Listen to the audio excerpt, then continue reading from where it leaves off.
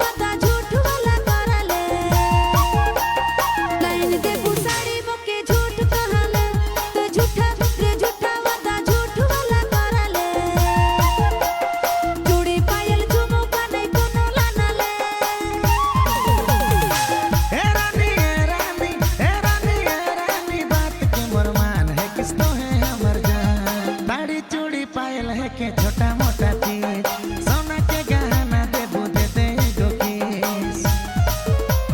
साड़ी चूड़ी पायल है के छोटा मोटा चीज सोना के गहना देबू दे दे गो किस और गाना रे गाना के रिलीज रानी होवे दे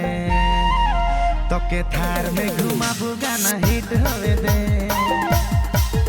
मोर गाना रे गाना के रिलीज रानी होवे दे तो के थार में घुमाबू गाना हिट होवे दे